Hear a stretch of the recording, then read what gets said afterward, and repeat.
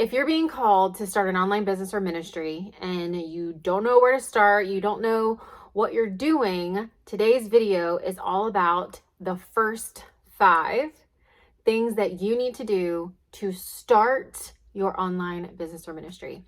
And so in today's video, I'm going to be covering the first 5, but there's actually 20 things that you need to do to start your business and ministry.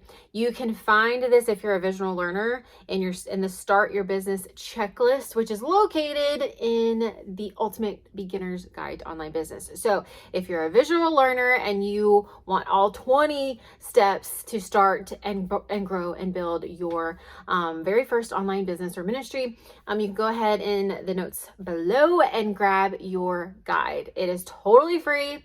You just click the link below, grab the guide, and it'll be instantly delivered to your inbox. Today's video, the first 5, that's all we're going to cover, because this is going to take you, this in and of itself is going to take you a minute. So what is it? What are they? Here we go. I am a business coach, and I teach a lot of business owners, ministry leaders, who are just starting out. That's kind of my jam, is brand new business owners who they are stay-at-home moms, they are nurses, they're teachers, they're pastors, and they're like, I don't know what the heck I'm doing. Help me, Brittany.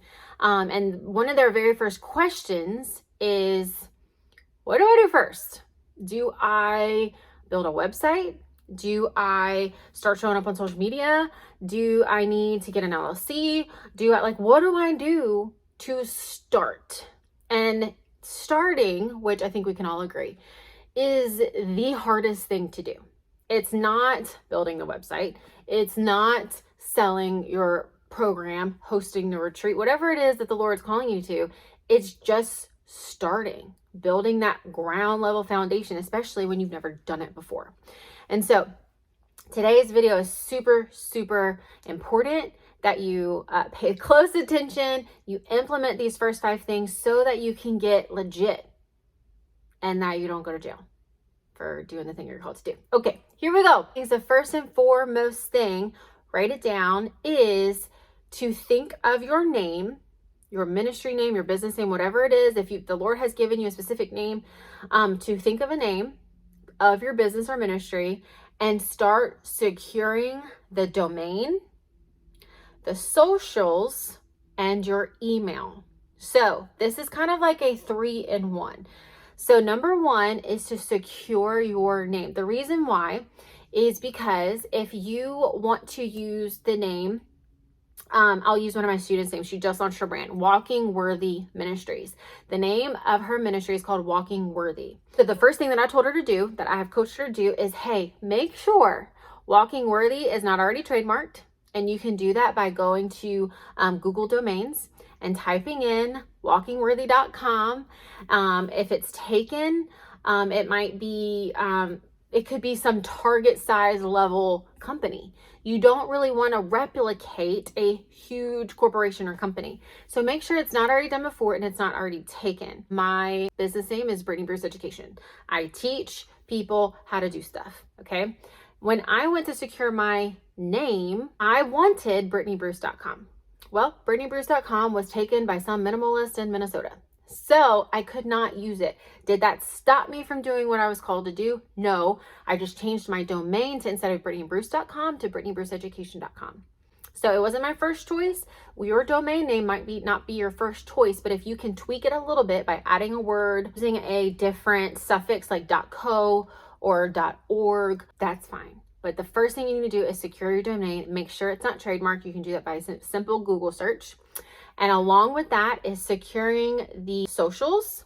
So again, if I'm using Walking Worthy, make sure she went to do at Walking Worthy on Instagram, Walking Worthy on Facebook. So she wants to go in and snag all of these places that people are going to end up finding her ministry, right? So securing the name, figuring out what it is, making sure that it's not trademarked so you don't go to jail.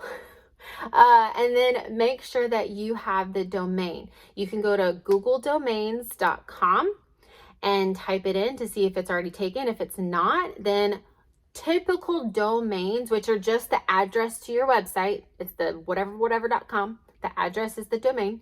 Typically, it's going to be around $12 a month, or some are $12 a year. They should not be that expensive. If you come up with your domain is $2,000 a year, no, skip it unless you just have the means to do it. Skip it and pick a different either suffix like a .co or add a word. Like for me, I did BrittanyBruceEducation.com. So that is number one, securing the domain, your socials, and grabbing an email address. Okay. Number two is getting your EIN number. Your EIN number is basically your social security number for your business. It's an EIN number. This is for taxes, tax purposes. In order to do the next few things that I'm going to tell you to do, it's going to require an EIN number. The government wants to know what you're doing, unfortunately. So this is step 2. So go to www.irs.gov and follow the steps of getting an EIN number. It will only take you a couple of minutes. Just follow the steps for EIN. Step 3 is register your business with the Department of Revenue. So this is especially if you are selling physical products, like building a digital shop. Okay. This is for if you need a seller's permit or a sales tax certificate.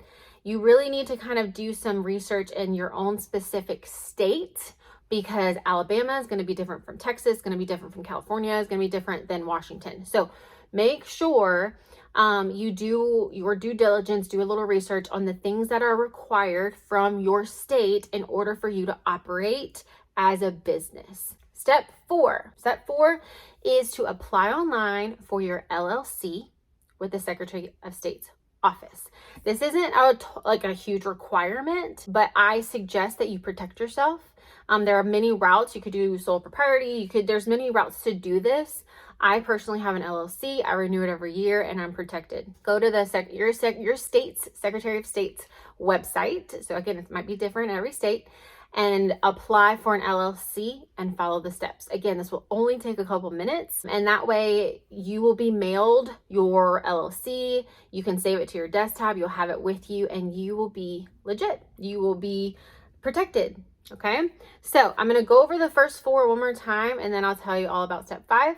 The first is secure your business name and gather the domains, the socials, and your email. Number 2 is get your EIN number at www.irs.gov.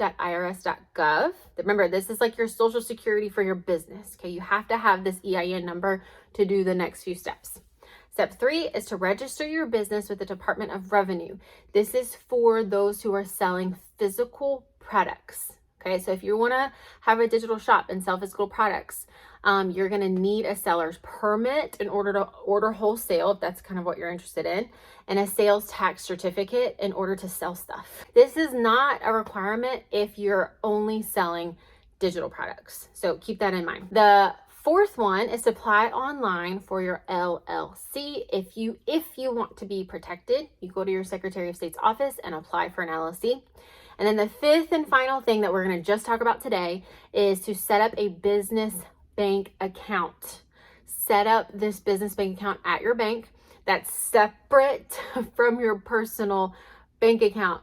I promise you, when it comes to tax season time, you are not going to want to intermingle your target runs with your business expenses. Don't ask me how I know this. I just trust me, okay? Just trust me. You don't want to do that. You want to go ahead and set up this business bank account, get you a little debit card for your business if you need checks.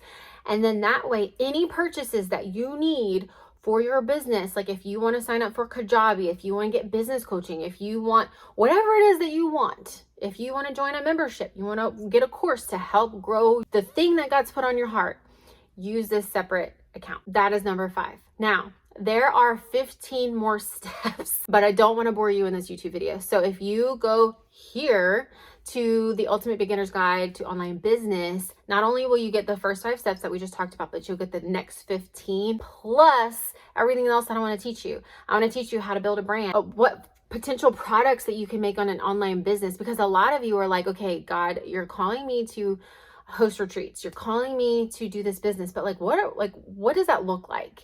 This guide is going to walk you through all of it. How do you market on social media? How do you build an email list? How do you just do any of this stuff?